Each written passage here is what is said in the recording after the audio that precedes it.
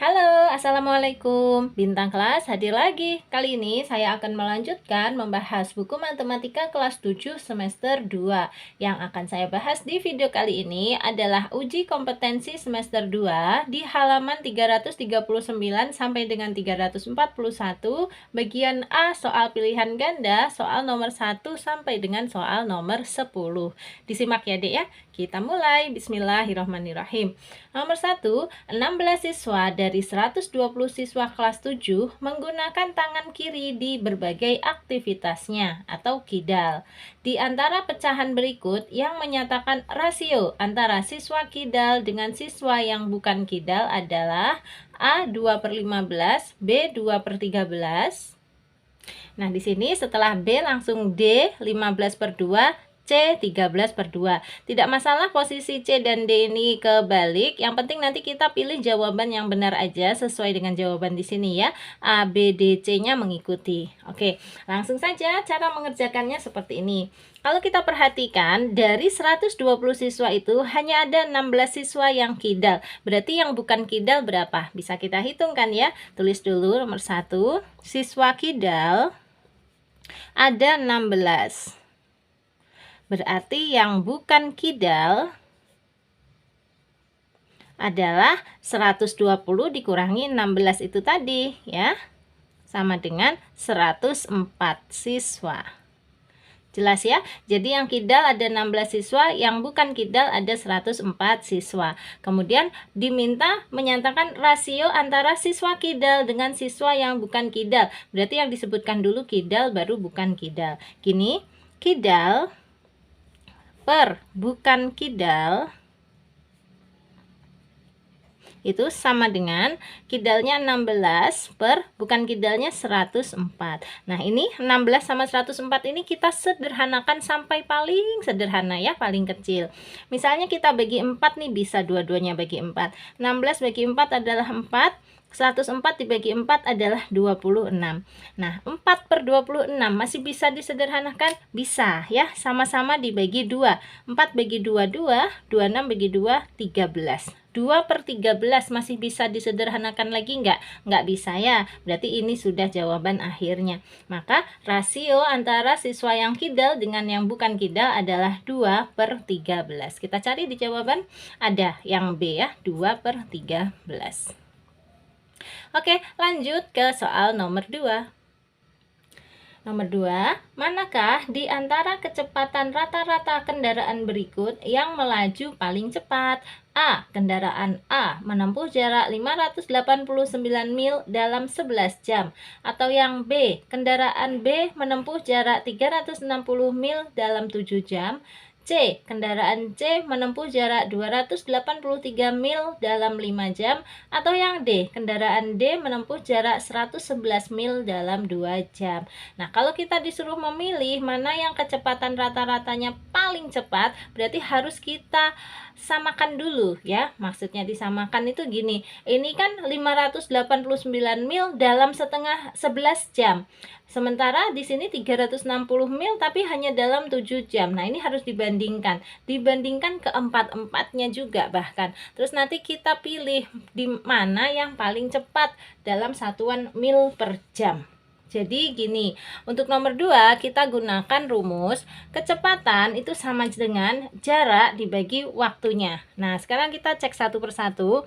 Untuk pilihan jawaban yang A, di sana kecepatannya adalah kecepatan kendaraan A ya, sama dengan, masukkan jaraknya 589 mil.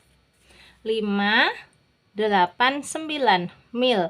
Masukkan waktunya. Waktunya adalah 11 jam. Nah, ini kita bagi saja 589 dibagi 11. Hasilnya adalah, Kak Sari udah ngitung, nanti kalian bisa ngitung masing-masing ya. 53,5. Satuannya apa? Mil per jam. Mil per jam. Nah, ini satuannya sudah mil per jam. Nah, sekarang kita bandingkan untuk yang B, kecepatan milik kendaraan B. Sama rumusnya, jarak dibagi waktu. Ayo, jaraknya 360 mil, waktunya 7 jam. 360 mil dibagi 7 jam. Nah, sama dengan 360 dibagi 7 itu hasilnya 51,4.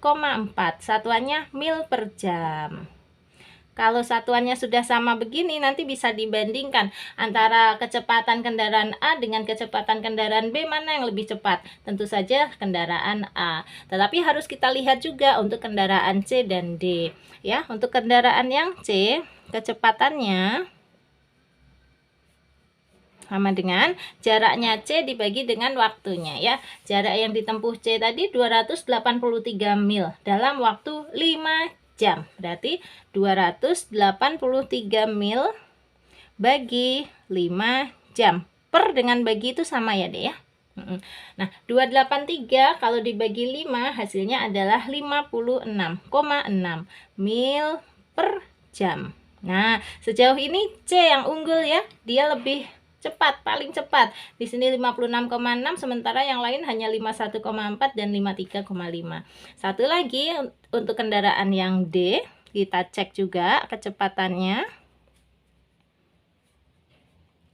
Nah, jarak dibagi waktu. Yang D 111 mil per 2 jam. 111 mil dalam waktunya 2 jam. Maka kecepatannya, ini kalau kita hitung 111 dibagi 2 adalah 55,5. Satuannya mil per jam. Oke, berarti sudah jelas mana yang paling cepat, kendaraan mana? Tentu saja kendaraan C ya, 56,6 mil per jam. Jadi itu jawabannya, kendaraan C. Kita pilih gini. Oke, jelas ya? Kita lanjut ke soal nomor 3. Nomor 3, sebagai seorang guru homeschooling, Resti dibayar per jam. Dalam suatu pekan, Resti mengajar 30 jam dan dibayar Rp1.050.000. Apabila dia bekerja 35 jam pada pekan berikutnya, berapakah pendapatan yang dia peroleh? A. Rp1.025.000, B. Rp1.225.000, C. Rp1.250.000, atau yang D. Rp1.350.000. Cara menghitungnya seperti ini. Kalau kita tulis nomor 3, yang dicari adalah pendapatan Resti pekan tersebut ya. Pendapatan Resti sama dengan gini deh. Yang ditanya itu kan ketika dia bekerja 35 jam. Nah, itu pendapatannya berapa? Sementara kalau 30 jam saja hasilnya adalah Rp1.050.000. Berarti cara ngitungnya gini, ya 35 jam per 30 jam dikali Rp 1.050.000. Gitu ya. Nah, ini sama dengan jam coret aja, tinggal 35 per 30 kali Rp1.050.000. Nanti satuannya juga rupiah ini. Nah, 35 sama 30 ini boleh kita sederhanakan dulu. Sama-sama dibagi 5 ya. 35 bagi 5 7 per 30 bagi 5 6. Berarti 7 per 6 kali Rp1.050.000. Ini dihitung biasa aja. Kalian boleh kayak gini ngitungnya. 7 dikali 1.050.000. Kemudian nanti hasilnya berapa dibagi 6. Nah, kalau kamu ngitungnya benar, nanti hasilnya akan samaan dengan Kak Sari, yaitu sebesar Rp1.225.000. Jadi ini pendapatan Resti ketika dia bekerja 35 jam sepekan ya. Kita pilih di jawaban Rp1.225.000 itu yang mana? Yang B. Oke, untuk masalah hitung-hitungannya Kak Sari percayakan ke kalian masing-masing aja ya. Caranya boleh berbeda, mana yang kalian suka ya. Boleh pakai bagi kurung atau pakai cara lain. Yang pasti nanti jawabannya harus sama. Oke. Sekarang kita lanjut ke soal nomor 4. Nomor 4, rasio dua bilangan cacah adalah 3:5. Apabila jumlah kedua bilangan 120, maka pernyataan berikut yang benar dari kedua bilangan tersebut adalah A. Bilangan terkecil sama dengan 72, B. Bilangan terbesar sama dengan 72, C. Bilangan terbesar sama dengan 75, atau yang D. Bilangan terkecil sama dengan 75. Nah, cara menghitungnya bagaimana? Kita misalkan aja dua bilangan cacah ini sebagai A dan B. Nomor 4, kita misalkan bilangan cacahnya adalah A dan B. Berarti A banding B itu sama dengan 3 banding 5 gitu deh. Sementara tadi diketahui kalau dijumlah berarti A ditambah B itu sama dengan 120. Nah, ini cara menghitungnya bagaimana? Kalau kita mau menghitung yang A, gini caranya. A sama dengan, ini kan A itu perbandingannya punyanya 3 ya. 3 karena di sini kata kuncinya adalah jumlah, maka perbandingan ini juga kita jumlah. 3 ditambah dengan 5. Gitu. Baru dikali dengan 120. Nah, ini ngitungnya biasa aja, sama dengan 3 tambah 5 itu 8 ya, dikali 120. Kalau mau dicoret-coret boleh, caranya gini, 120-nya dibagi 8. Sama-sama dibagi 4 ya. 120 bagi 4 itu 30, 8 dibagi 4 itu 2. 3 per 2 kali 30. Oh, 30 masih bisa dibagi 2 ya. 30 bagi 2 adalah 15. Berarti tersisa 3 kali 15 saja. 3 kali 15 adalah 45. Sudah ketemu, maka nilai A adalah 45.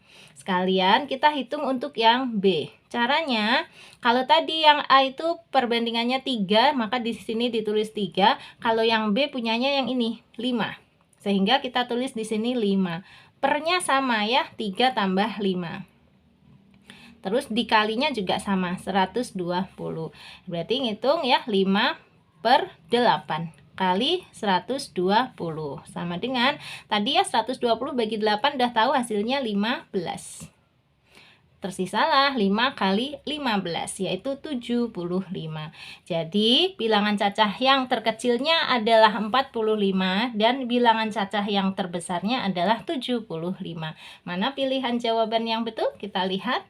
Ini bilangan terkecilnya sama dengan 72, salah. Bilangan terbesarnya sama dengan 72, salah. Bilangan terbesarnya sama dengan 75. Nah, ini betul. Bilangan terkecilnya sama dengan 75, salah. Berarti yang C. Oke, kayak gitu ya. Yang terbesarnya 75, yang terkecilnya 45. Cukup jelas.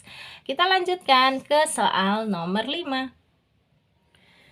Radit memiliki mobil mainan dengan skala 1:18. Mobil mainan yang dimiliki Radit berukuran panjang 24 cm, lebar 11 cm, dan tinggi 7 cm. Pernyataan berikut yang benar tentang ukuran mobil sebenarnya adalah: A. Panjang mobil sebenarnya adalah 4,32 meter. B. Panjang mobil sebenarnya adalah 1,98 meter. C. Lebar mobil sebenarnya adalah 1,63 meter. Atau yang D. Tinggi mobil sebenarnya adalah 1 meter. Kalau gitu kita hitung aja semua ukurannya ya, baik panjang sebenarnya, lebar sebenarnya, maupun tinggi sebenarnya. Nanti baru kita pilih di antara jawaban ini mana yang benar. Caranya seperti ini. Kita catat dulu yang diketahui untuk nomor 5. Yang pertama, skala yang digunakan untuk mobil itu adalah 1:18. Yang diketahui lagi, panjang mobil mainannya adalah, Kak Sari nulisnya panjang mainan gitu aja ya, sama dengan 24 cm. Lagi, lebar mainannya sama dengan 11 cm. Satu lagi, tinggi mainannya yang ini ya, 7 cm.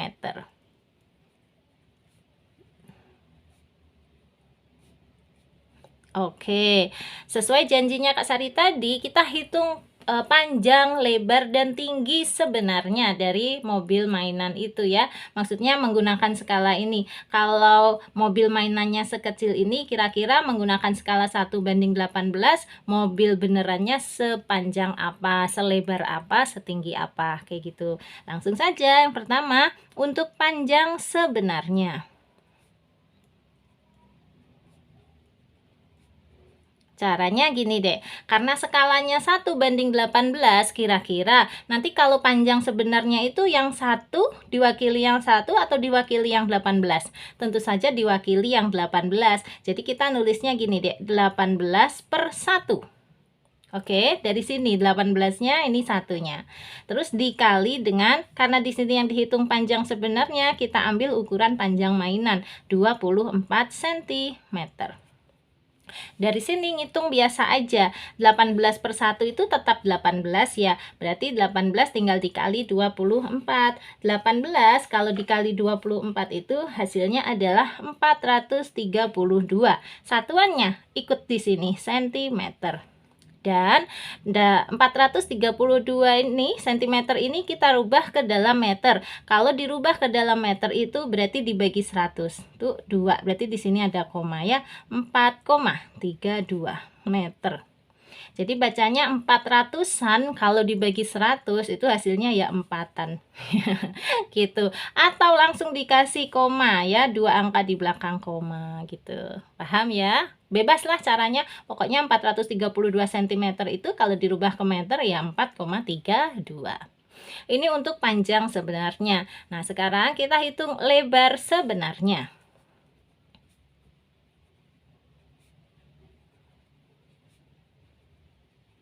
Nah, caranya sama aja. Karena skalanya 1:18, kira-kira nanti lebar sebenarnya itu diwakili yang angka 1 atau diwakili angka 18? Tentu saja diwakili angka yang besar ya, yaitu 18. Jadi nulisnya gini, 18 per 1 kali. Nah, di sini kan yang dihitung lebar, maka kita cari info yang lebar juga nih, lebar ya, 11 cm. Sama dengan 18 bagi 1 tetap 18. Berarti 18 kali 11 cm, 198 cm. Kalau dijadikan meter, 1, 2, kasih koma sini. Berarti 1,98 meter. Ini lebar mobil sebenarnya. Satu lagi untuk tinggi sebenarnya.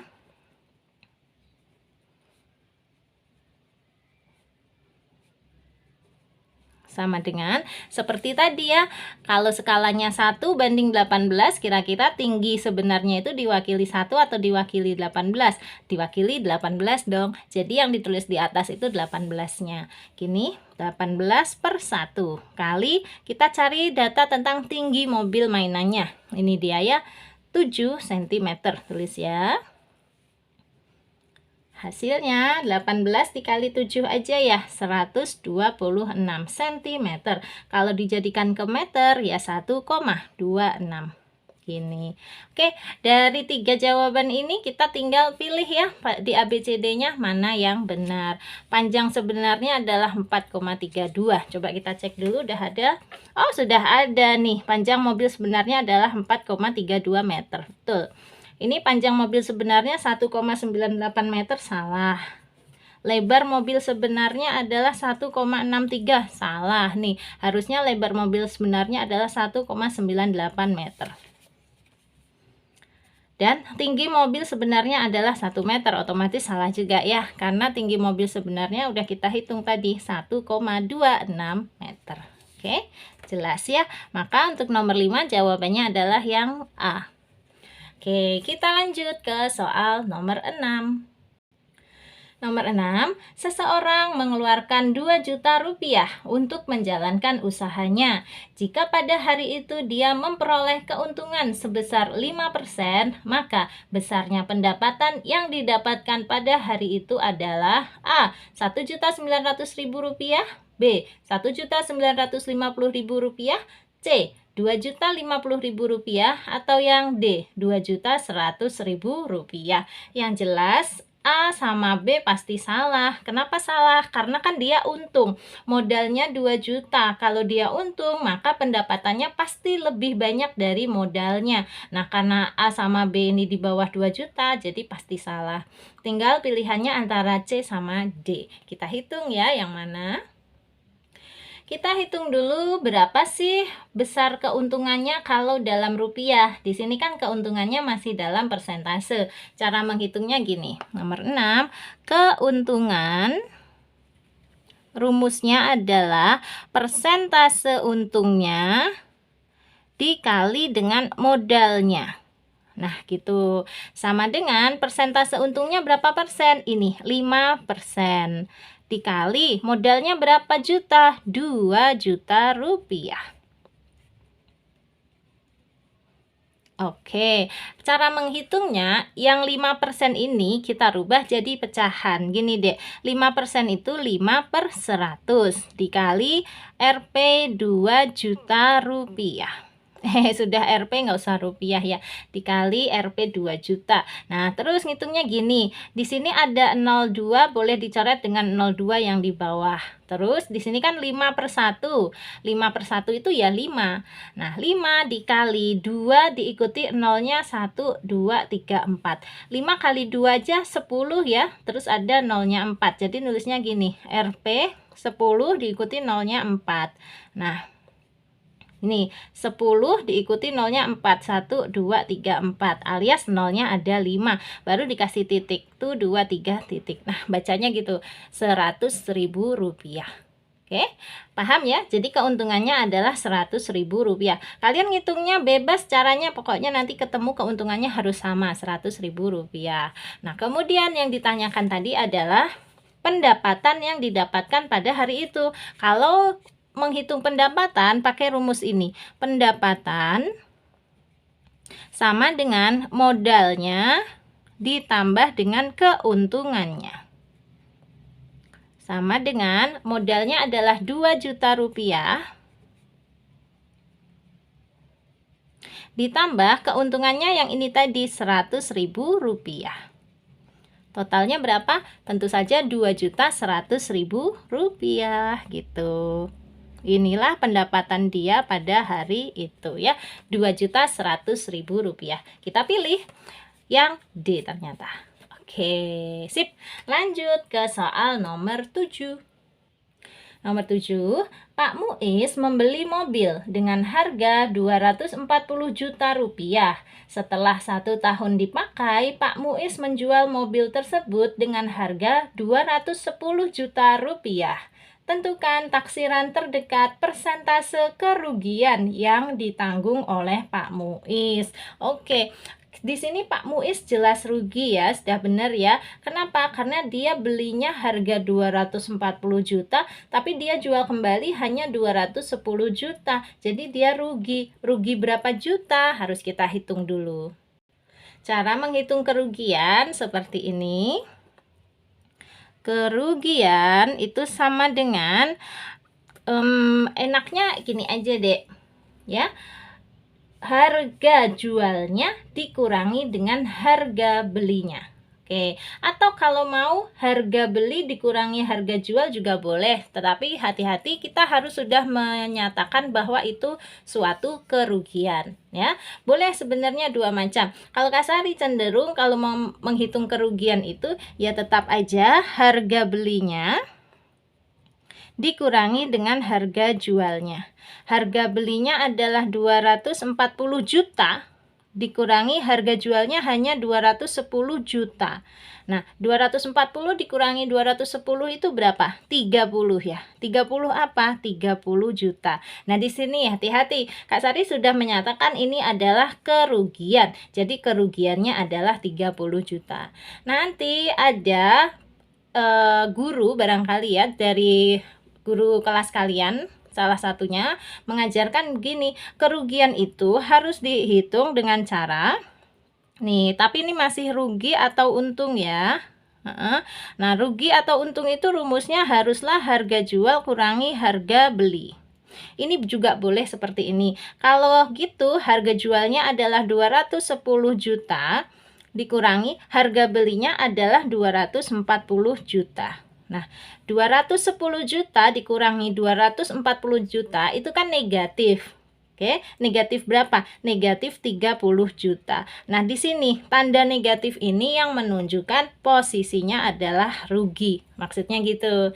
Tapi Kak Sari tadi ambil singkatnya aja ya, supaya lebih paham, lebih simpel. Pokoknya kerugiannya adalah 30 juta. Kenapa? Karena dia belinya 240 juta, dia jual kembali hanya 210 juta. Paham ya?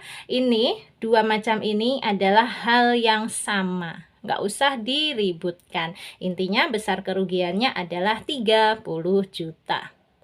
Nah, yang ditanya bukan kerugiannya, tetapi persentase kerugian. Oke, kalau gitu kita hitung persentase kerugiannya. Persentase kerugian rumusnya adalah besar kerugiannya dibagi dengan modalnya. Modalnya berarti harga belinya. Ya, harga beli mobilnya dikali 100% karena di sini maunya nanti dalam bentuk persen. Kita masukkan kerugiannya tadi berapa juta? 30 juta. Per harga belinya berapa? Yang 240 juta atau 210 juta? Tentu saja yang 240 juta. Dikali dengan 100%. Juta dengan juta hapus aja. Bahkan 0 di sini dengan 0 bawahnya juga boleh dihapus.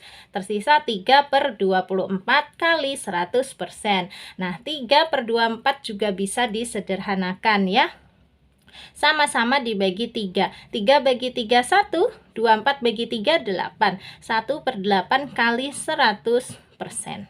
Oke, nah ini tinggal hitung aja ya. 1/8 kali 100% itu ngitungnya gini deh. 1 kali 100 ya 100, terus dibagi 8. Berapa 100 bagi 8? 12,5. Satuannya persen. Jadi inilah persentase kerugiannya sebesar 12,5%. Ada nggak di jawaban? Kita lihat ada. Yang D. Gitu ya. Yes, lanjut ke soal nomor 8. Nomor 8, Pak Indra membeli sepetak tanah dengan harga 50 juta rupiah. 2 tahun kemudian, Pak Indra menjual tanah tersebut dengan keuntungan sekitar 20%. Tentukan taksiran terdekat harga jual tanah milik Pak Indra. A. 55 juta rupiah, B. 57 juta rupiah, C. 60 juta rupiah, atau yang D. 65 juta rupiah. Nah, kita hitung dulu ya. Di sini modalnya 50 juta, keuntungannya 20%. Kalau gitu kita hitung dulu keuntungan 20% ini berapa kalau dalam bentuk rupiah. Caranya nomor 8. Besar keuntungan itu sama dengan persentase keuntungannya dikali dengan modalnya. Modal itu maksudnya yang harga pembelian ini tadi ya. Nah, gini. Kita masukkan sama dengan persentase keuntungannya ini 20% kali modalnya adalah 50 juta rupiah. Nah, Kak Sari nulisnya kayak gitu boleh ya, Dek ya? Terus sama dengan kita hitung 20% itu berarti 20/100 dikali 50 juta rupiah. Nah, sama dengan ini boleh coret-coret 0 dulu biar mudah ngitungnya. 0 di atas coret dengan 0 di bawah, harus seimbang. Kalau di atas dicoret 1, bawah juga bolehnya hanya dicoret 1. Terus yang ini 0 bawah coret dengan 0 yang di atas ini. Habis, tinggal 2/1. 2/1 itu ya 2 dikali 5. Ya, 2 kali 5 adalah 10. 10 apa? 10 juta. Berarti Rp 10 juta. Ini apa? Ini adalah besar keuntungannya Pak Indra, yaitu 10 juta rupiah. Nah, yang ditanyakan, tentukan taksiran terdekat harga jual tanah milik Pak Indra. Kalau gitu kita masukkan ke rumus harga jual. Harga jual rumusnya adalah harga beli ditambah dengan keuntungan. Harga belinya yang mana? Yang sama dengan modalnya tadi yang di sini ya, 50 juta. Nih, harga belinya yang ini 50 juta. Tulis Rp 50 juta. Ditambah keuntungannya yang mana? Yang tadi kita hitung ini ya, Rp 10 juta. Totalnya berapa puluh juta? Tentu saja 60 juta rupiah. Nah, gitu. Kak Sari nulis jutanya disingkat pakai huruf-huruf ya, JUTA. Kalau kalian menulisnya mau pakai banyak nol, boleh. Toh intinya sama aja ya. Jadi harga jual tanah Pak Indra tersebut adalah 60 juta rupiah. Kita pilih. Ini dia yang C. Oke, lanjut ke soal nomor 9. Nomor 9, suatu ketika 4 orang penjual berkumpul untuk melaporkan hasil penjualan mereka pada hari yang sama. Berikut ini rincian hasil penjualan mereka. Penjualnya ada A, B, C, D. Modalnya untuk yang A 500.000, yang B 1 juta, yang C 2 juta, dan yang D 3 juta. Total pendapatannya untuk yang A 600.000, yang B 1.150.000, C-nya 2.200.000, D-nya 3.150.000. Pertanyaannya, di antara keempat penjual tersebut yang mendapatkan keuntungan terbesar adalah penjual yang mana? A, B, C, atau D gitu ya. Nah, langsung saja kalau mau melihat keuntungan terbesar yang mana, kita hitung masing-masing keuntungannya di sini.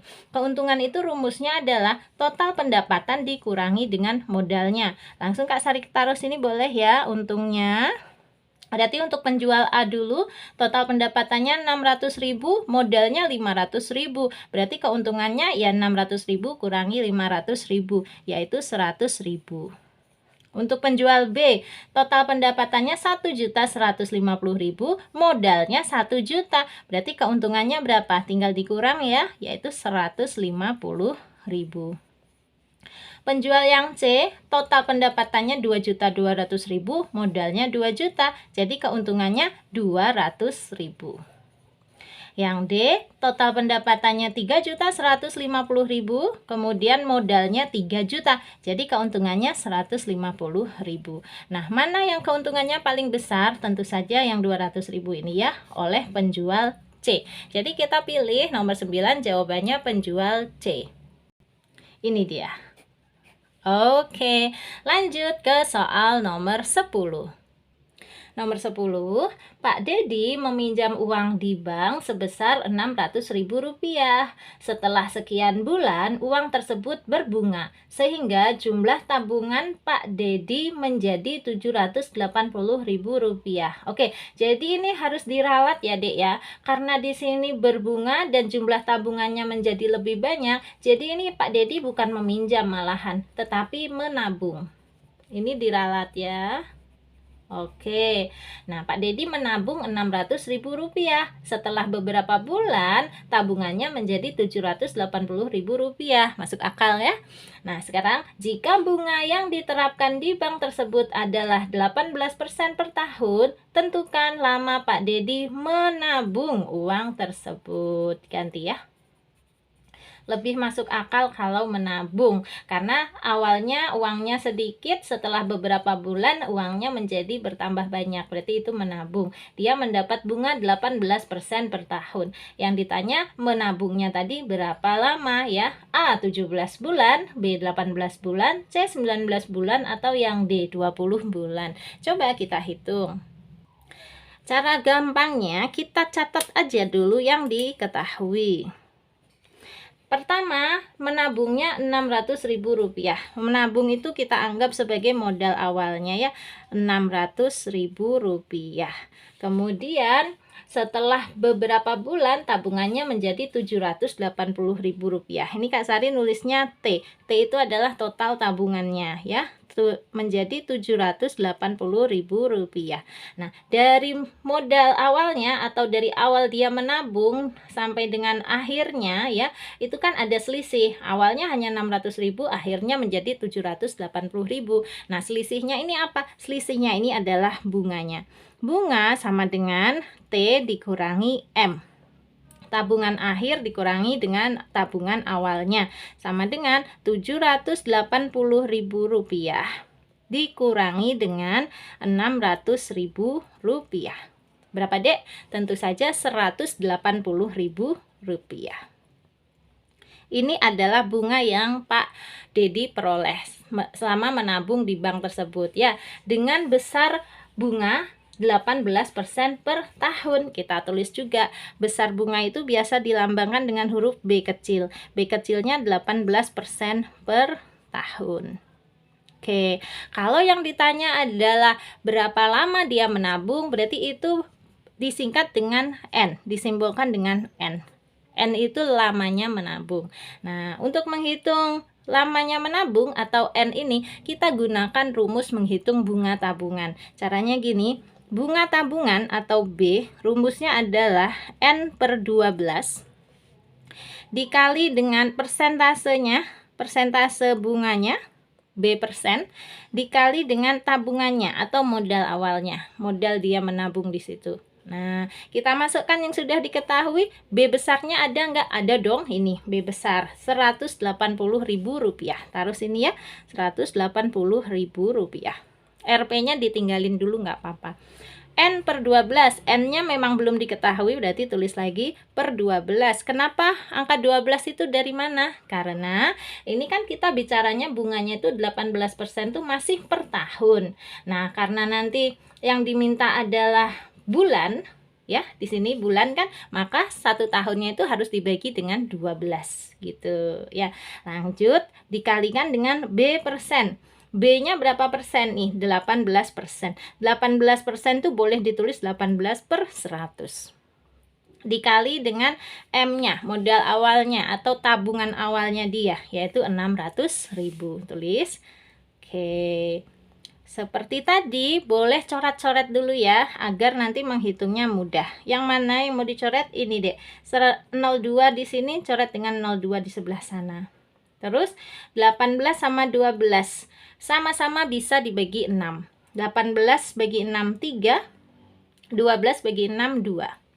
Terus mana lagi? Ini 6 ada nolnya 3 itu bacanya 6.000. 6.000 kalau dibagi 2 adalah 3.000.